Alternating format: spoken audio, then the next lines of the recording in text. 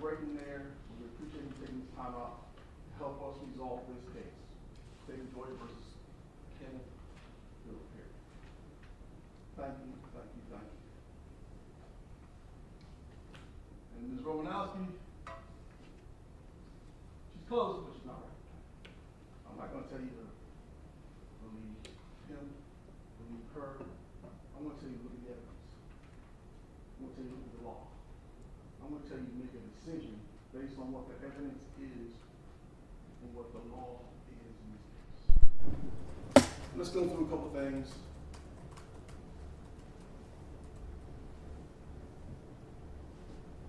As I said before, so this case boils down to DNA and the fingerprints. That's what it boils down to. Now the state, they're going to try to tell you about, well, we have this, and we have this, and we have this. The technical plan, investigative plan, I told you yesterday. It's 2 2 steps in this case. DNA, fingerprints. That's what this case hangs on. And as I told you in open, he was there. We don't dispute that. We do not dispute that he was there. However, you heard yesterday, 22-year-old man in a house, 40-something-year-old adults. Who's victimized who in this case? That's what it boils down to. Who's responsible for the deaths? You heard Kenneth Perry. He told you what was done to him before the killing, before the sexual assault. So that's what he openly must sign in this case. Who? And that's only what the state must convince you is it's him. That's what it's boiled down to. It's an ID case. 2 pieces of evidence. Do they sufficiently identify him as the killer? Do they sufficiently identify him as a rapist? Part of the law. Pamela, John, Kenny. You heard about this person, Al, Eddie. Now, Al, that Eddie, he didn't make that up. That's what Pamela told you. Repeatedly. Al, Eddie. Say stuff he made up. Background. Yes. July 15, 1990. It's a tragic killing. There's no disputing about that. Years and years of inaction. As you heard, it sounded like the initial lead was in 2022, 2023, and then finally 2024, that's when DeKalb County acted on it. Mr. Perry was arrested. And what you had is part of the story. Part of the story. And Mr. Perry gave you the rest of the story as it involves him and his actions on that day. Your timeline with the, you already know this. July 1990, we have the killings, we have a preliminary match from Mr. Perry, then later he's arrested. Then we have what's called a confirmation analysis of Mr. Perry, and then yes, finally, March 2025, here we are. For trial, for resolution, for you to decide whether or not the state has really presented evidence sufficient to convict him of these crimes. Housekeeping. Now on the back end of things. The judge is going to tell you, first thing in your job, what's your first job? It's going to be a figure foreperson. Who's the foreperson? The foreperson acts as an intermediary between the court and the jury. Foreperson, one of your numbers is going to sign the indictment. Sign the verdict form. One of your numbers is going to make the notes, send them to the court when necessary. Correspond. Let us know you have questions. Now, the foreperson is not necessarily a project manager. Foreperson is someone who helps, hey, make sure everybody gets their voice heard. Because each of you is juror 1, the collectively juror 12. So at the end of the day, each of you must be able to stand forward and say, yes, that's my verdict. That's the verdict I reached in this case. Now, as I mentioned earlier, the things you heard, things you saw, most of them, one time, one and done. I see many of you were taking notes, and many of you are still taking notes, which is great. If you don't need notes, if you got it in your head, that's great as well. Use whatever method works for you. As I said, if you request in writing, you knock on the door, Debbie Cornelia will sit down, get your note, give it to the judge, we'll talk about it, and the judge will answer the question. That's the way it works. Now, unlike in television, this young lady, she's not going to be able to tell you everything that was said. Cameraman's over there, but he's not going to replay it for you. So collectively, you have to decide what was the actual evidence. What did you hear in this case? Let's get to the heart of the matter.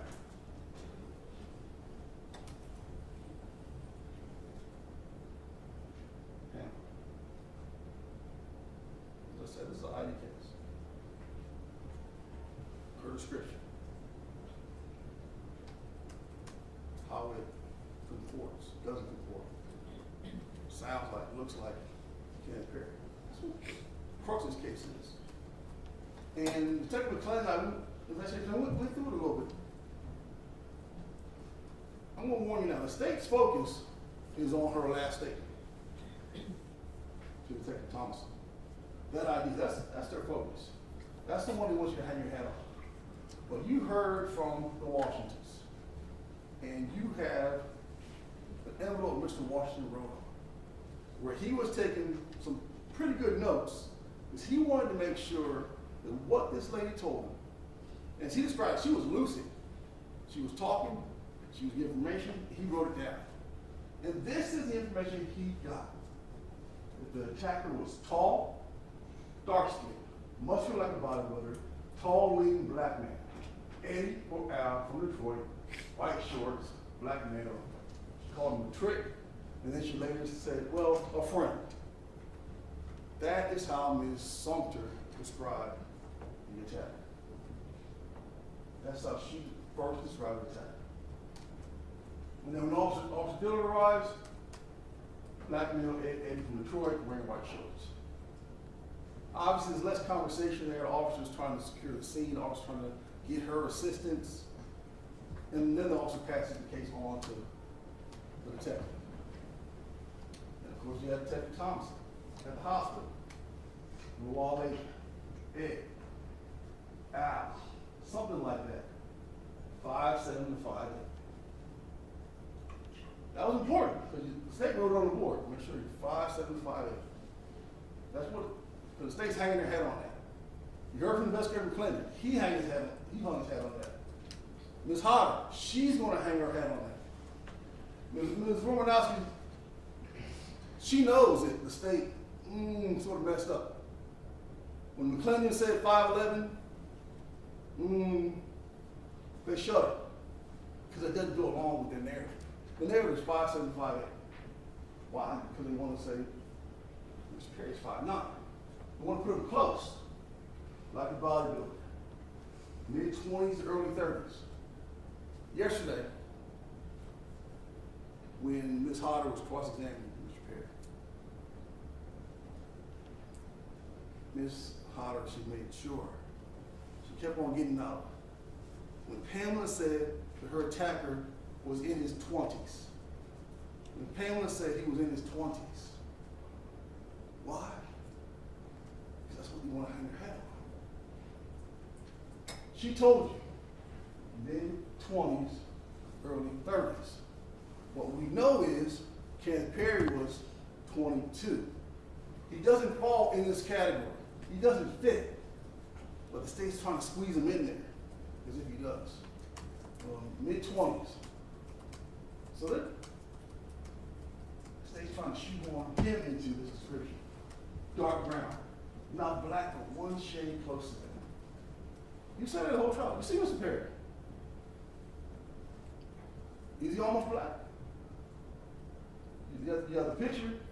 Like now he has that darkness in the middle of his forehead. He didn't have when he was younger. That's probably a matter of aging. It's a type of underlying disease. But you saw in the photos, he's not merely black. He's medium brown skin. But that's the descriptions. That's what Pamela told you through the witnesses that we heard from last week. That's what you have. You don't have Ken, you don't have KP, you don't have Kenneth. What you got is Ed, Eddie, Al. That's what you have. You have this height, which is not his height. You have this hair or skin, which is not him. No. Then you heard yesterday from Ken. Ken told you. From day one, we said he was there. He described how he ended up there. 40-something-year-old man, driving down the street, picked him up, took him there, said, hey, wait here for a minute. Here's my friend Alvin, brings him in the house. That's when things get a little funny inside the house. And yes, you heard that John, Alvin gave him a drink,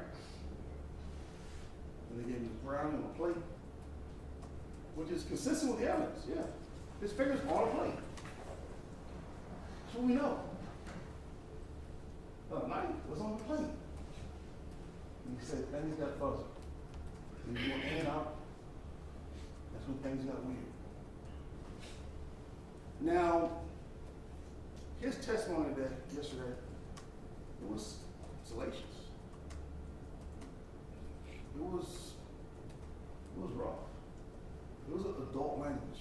It was adult interactions. But let's stop for a minute. Where do we first start hearing about this type of stuff? Out of the mouth of Pam. Pam told you her brother brought home tricks. Pam told you her brother picked up men at gay bars. She called them friends. That's how she described it. Now the state's going to like, well, but nobody said they saw this, nobody said they saw that. No. Obviously, the family didn't know that this is the life in which he was living. Obviously, outside of Pamela, the family didn't know. Mom told you. She had an idea, but she didn't know. This is the life they were living. Pamela told you. I went there with him to the clubs. I saw him do this.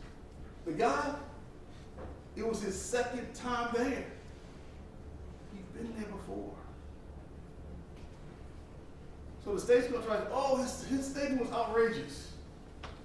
No. His statement described what grown, consenting gay people do. And it's not gay versus not gay versus heterosexual. No. It's just what it is. Sex between consenting adults. That's what it's all about. And Pamela told you that. That's what my brother was into. That's what she told you. He's grown. He's a grown man. He did right to do that. Now, of course, we're talking 30-some years ago, when, yes, you kept that under wraps.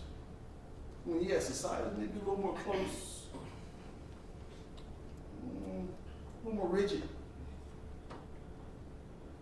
But that's what people did. And no, everyone didn't put their business out on the street and say, yeah, this is what I do. That's what people did. So when Ken Perry told you, they were following them. It was males, oral sex, and being unconsciousness. We went upstairs, and Pamela got involved. That is not beyond the pale. No. That's real. That's real. That's what adult, the same adults do. these type of activities. And he says he doesn't remember. He was drugged. Now, I want us to talk for a minute about this. Ms. Hodder's like, well, you saw that they didn't find any drugs. Mr. Perry says that they gave him a glass for some minute and he drank it. Now, we heard nothing about them taking a glass and doing any type of examination of what was in the glass. We did hear, though, that Pamela Sumpter's prints are on that Bacardi bottle. So we know there's some liquor in the house, who knows what else is in the house. Because the police, they're not looking at the angle. Somebody getting drugged. They have no idea. All they know is they got 2 dead bodies. Well, one dead body and one person who's mortally injured. That's what the police know. And of course, irony is the state wants to tell you, well, you didn't hear anything about drugs. Well, we heard from the investigator claiming that we ain't hear nothing about nothing because what?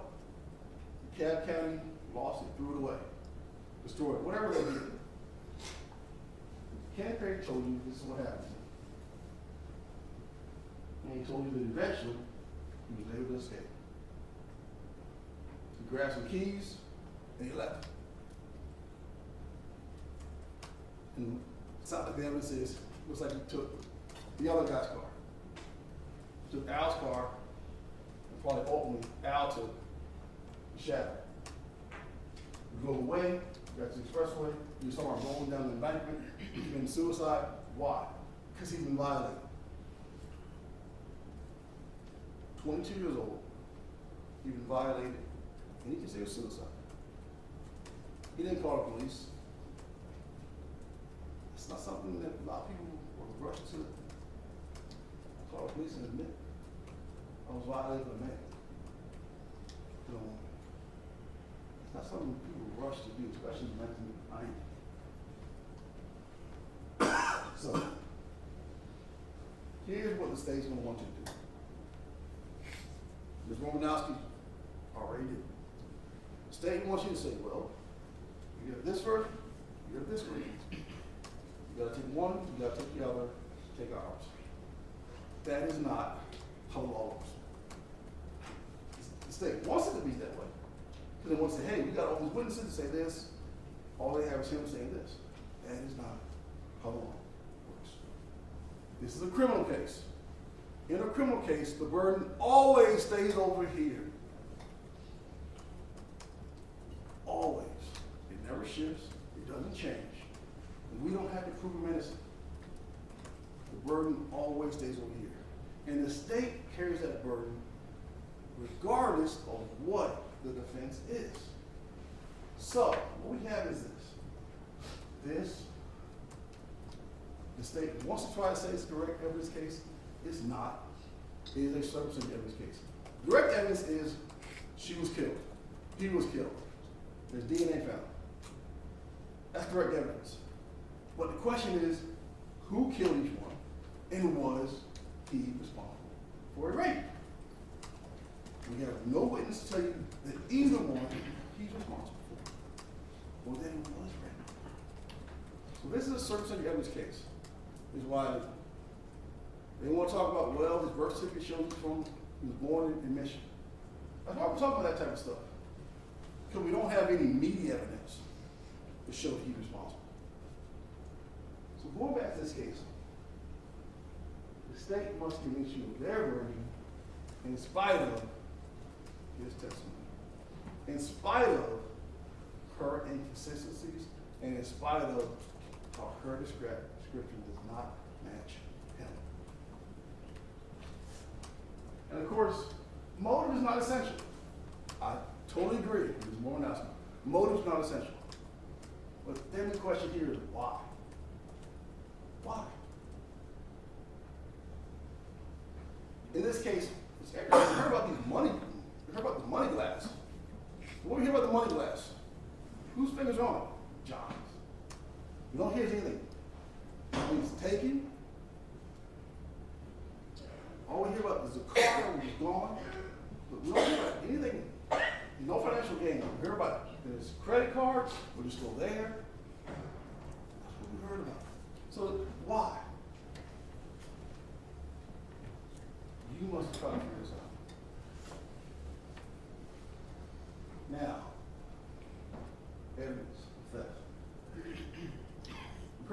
on television. Nobody knows where it is. Nobody knows whether it was there ever. You hear about the car which someone used to drive down the street. But what is the evidence that will show why Kenneth Perry would do any of this? None. This height thing. What we know, Mr. Perry sounds like he did somewhere between 5'9", 5'11". You've heard it. He's in jail. He gets arrested. 5'9". Driver's license, 5'11". 5'9", 5'11". But the interesting thing which you have to consider, Pamela Sumpter was 6'8", which is 5'8". She described the attacker as tall. From 5'8", her vantage point, whether he's 5'9", 5'11", he's not really tall. Who's tall? Adam. That's who's tall. So this whole thing about the height, make of it what you will. But ultimately, her description of the attacker does not match Kenneth Perry, regardless of which description you take. He's not tall, and then again, he's not 5'7", 5'8" either. Things collected. There's just a slew of them. You heard from Ms. Riley many things reflecting that. Many potential items of evidence. Many things which could have been analyzed to show who the attacker was. Especially given today's technology. As you heard from Ms. Chetney and Ms. Henkel, with today's technology, any of these items, it could have taken the time to examine. But of course, again, John's wallet. You heard from, I believe, Ms. Green about the leather. Ms. Wright about the leather, the fingerprints. But nobody bothered. It was in the car, it was there, but nobody bothered. Nobody made mention of it. You heard about the wallet in the car, nobody mentioned it. Nobody cared. Now you heard from Detective Bright. Everything was kept. Everything was available. A week later, you hear a different story. None of it's kept, none of it's available. Nobody knows. DeKalb County, either efficiency or incompetence, whatever you want to call it, does not have any evidence in this case. We have swabs. That's it. None of the other evidence is there. You charge that to the state.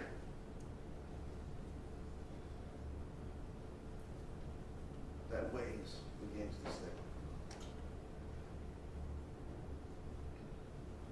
Pamela's fingernails. You heard from her mother. The mother described the dirt beneath her fingernails. Her mother described that she crawled across from one townhouse to the other. We don't know. It looks like there's a concrete walkway between the townhomes. But as you see here, this is the metal damage photo. Her nails do appear to be dirty. We know that she had defensive wounds, which could have perpetrator's DNA underneath her fingernails. We know that the hands were bagged. No one can tell you what happened regarding her fingernails, whether they were analyzed. They weren't. Whether this stuff was even considered. Sure, it's 1990, but it sounds like some things were kept. This is something that should have been kept, should have been analyzed, but it wasn't. Then we have John's autopsy. You heard from Dr. Henniger. Ain't no swabs were done. Why ain't no swabs done? Because someone was aware that John was gay. Swabs were done. Now we have other swabs. Where are these swabs? We don't want to ask. We don't want to make mention of them. McClain didn't talk about the other evidence. McClain didn't talk about this, which should be there. May still be there in these offices there. What do we heard? Nothing. Why? Because nobody cared. That's why. Copper wire in the scalp. This, I don't know. I honestly don't want to make it. We heard from the investigator McClain yesterday. The copper wire may be in the scalp because we heard the various wires around the house were cut. That sort of makes sense, except for John's found in the middle of the living room. So how does it explain the wires in his hair? Is it there was a struggle? Maybe during a fight? Is it John who was responsible for cutting the wires? Maybe this is an issue where he's scared when Kenneth Perry runs out the door. What? That's, you make it what you will, but it doesn't make sense. And again, it's something that nobody bothered to follow upon. Nobody cared. Nobody cared. So let's talk about the law for a second. The state has given you basically their version of the law. Ultimately, the judge reads the law. The way the judge reads it and the words that the judge uses are the law. Now, you must decide what it means, and you must decide how to apply it. But when Judge Morris tells you about malice murder is X, Y, Z, that's what it is.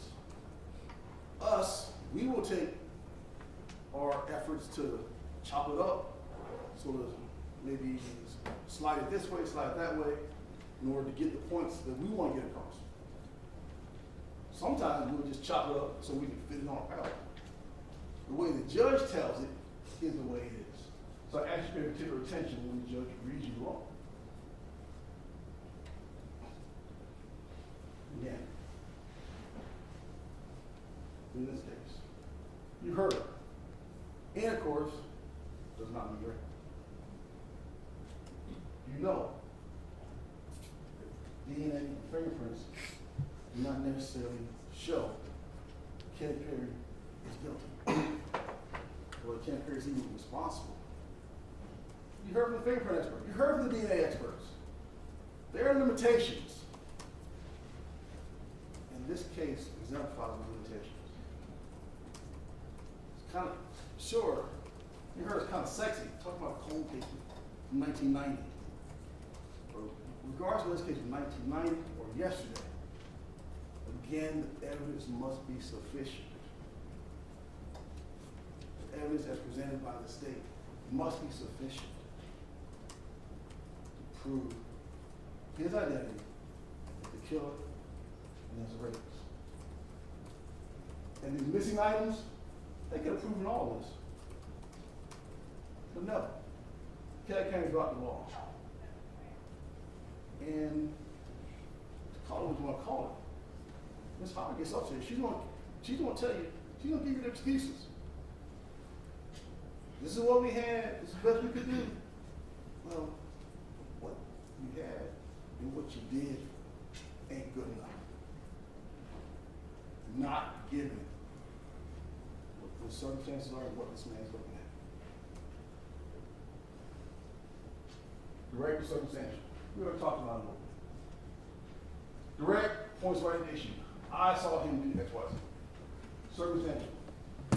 Well, this and this sort of leads me to this. That's circumstantial. But one important caveat. Authorized conviction on circumstantial evidence to prove facts must not only be consistent with that theory, but it must exclude every other reasonable theory. So it's not a matter of weighing it out.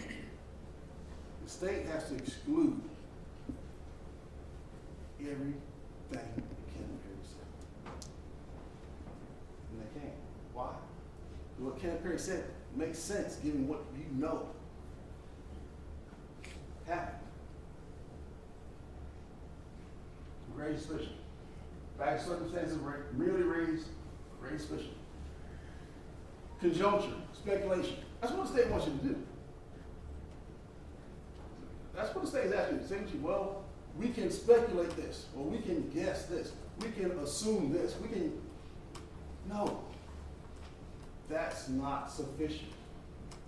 Authorize a conviction in this state. Expert testimony. You take it as you see it. You are the fact finders. You take it as you see it. In jury selection, I ask, anyone believe in science? I believe in science.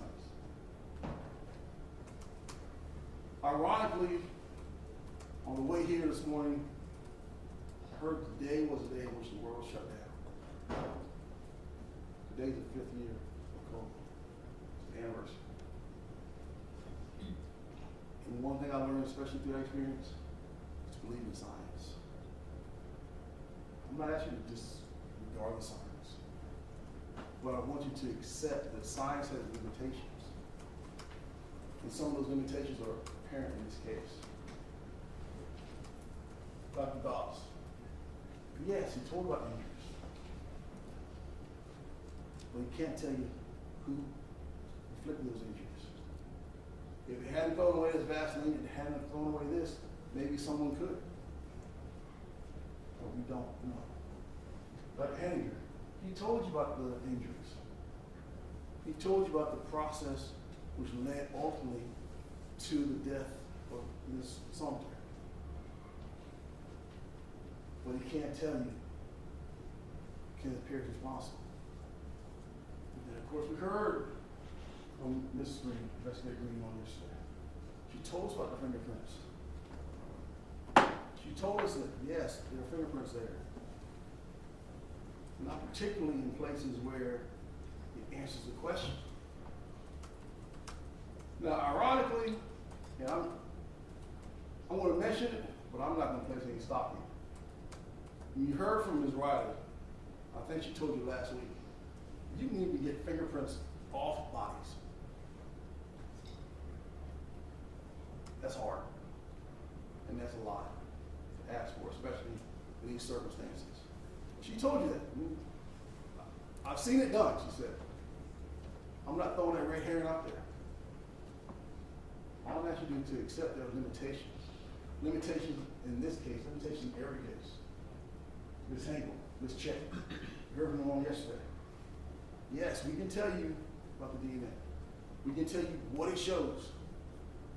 But we can't tell you that Kenneth Perry's guilty. That's what they told you. Let's talk a little bit further. So, what we have is these two matches. Kenneth Perry. Doorknob, plate. Kenneth Perry told you about the plate. Kenneth Perry told you about the doorknob. Then we heard that there are hundreds of other fingerprints. Most of them are poor quality, and you can't identify anyone. Don't identify him, don't identify Pamela, don't identify John, or anyone. So those fingerprints and those unknowns, yes, they could be anyone. That's just the facts. Nobody, that's undeniable. It could be anyone. Then we have the DNA. It doesn't take whether it's consensual or non-consensual sex. Then there's this issue about sperm. How long does it last? We heard on one end around 3, and we heard on the other end 9. And then we heard actually Dr. Dawes, he said around hours. Even though the DNA people, we heard 96 hours, and we heard 9 days. For Ms. Chetney, she mentioned how some more recent studies, that the DNA may last, the sperm may last up to 9 days. Regardless, it doesn't show Kenneth Perry's guilty. And then, of course, the assault of Pamela Sumpter. We hear Kenneth's story that he's downstairs with John. Alan's nowhere to be found. Where is Alan? Where is Alan? Is he upstairs assaulting Pam? We don't know. And then later he comes down the steps and he attacks Mr. Perry's roof. That's what we heard. We heard nothing inconsistent with that. We heard nothing inconsistent with the fact that did Alvin go upstairs, stab her to death, and then stab John to death? The state's theory is that John dies first, and then Pamela dies. I think that's generally the state's theory. But when we see the knife is downstairs, the knife is left down there by John. So which way did it happen?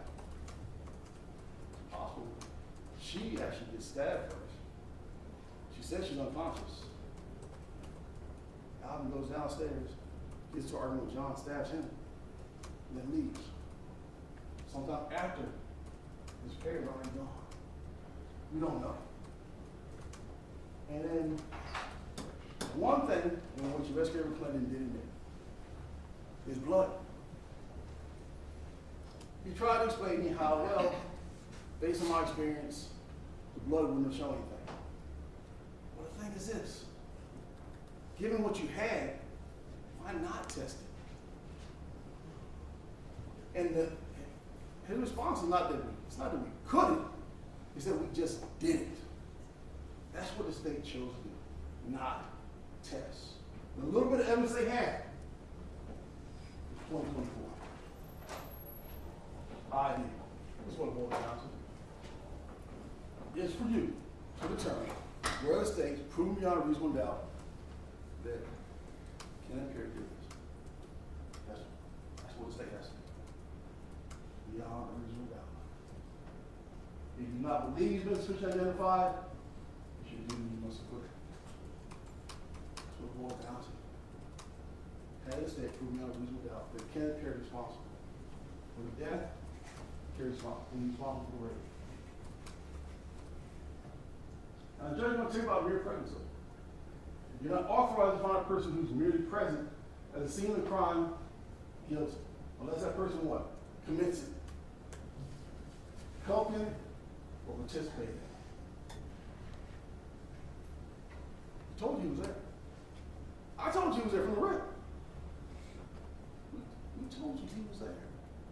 Now the question is that sufficient? No, it's not.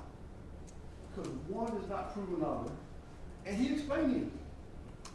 And the state's not really refuting it. Basically, what you hear from Ms. Romanowski, and I'm pretty sure you hear from Ms. Hodder, is that this whole thing about the height.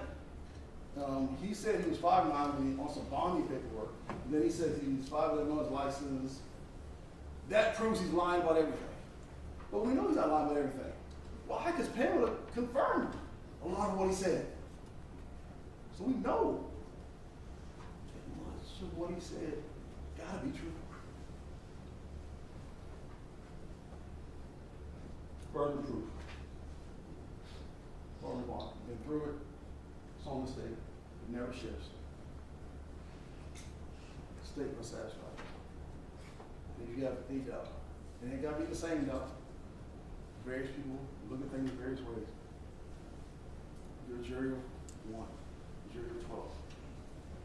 If one of you has a doubt, and that concerns you, that's legitimate. If someone has a different doubt that concerns you, that's legitimate. Collectively, if you have a doubt, you must quit. So,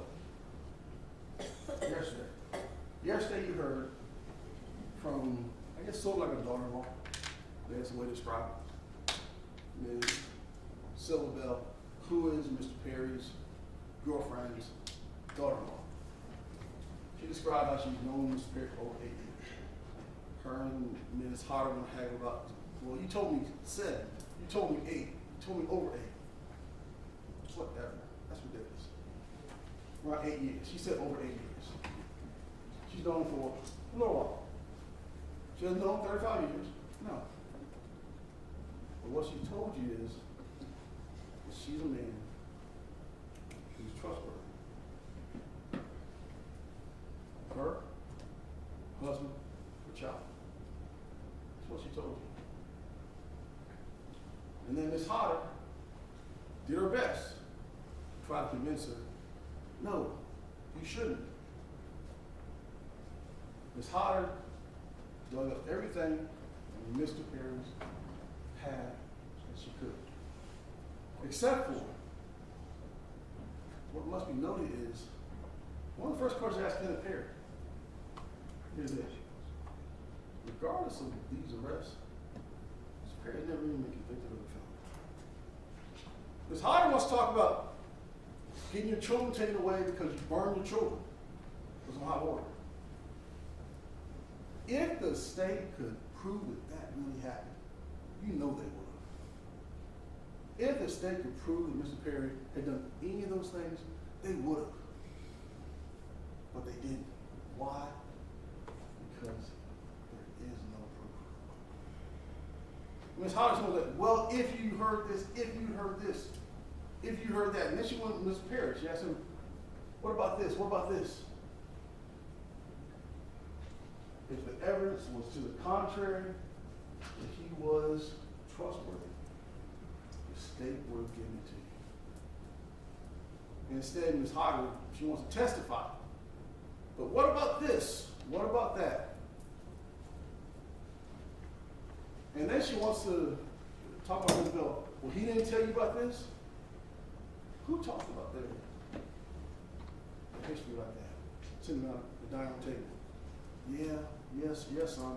I got arrested for this 30 years ago. People don't talk like that. Ms. Hodder went on and on and on. Why? Because she wants you to believe what they believe. And he's a bad guy. That's what it boils down to. We got two pieces of evidence, and if now we can convince you he's a bad guy, hopefully he'll be better. Investigator McClendon, let's read between the lines here. He didn't get any more evidence than DNA and fingerprints. But in his head, you can tell he's convinced he's a bad guy. And that's what the state wants to convince you of. Even though they don't have evidence of all these things in which they try to say he did. He told you, Mr. Perry told you, no, I'm not a convicted felon. That is basic.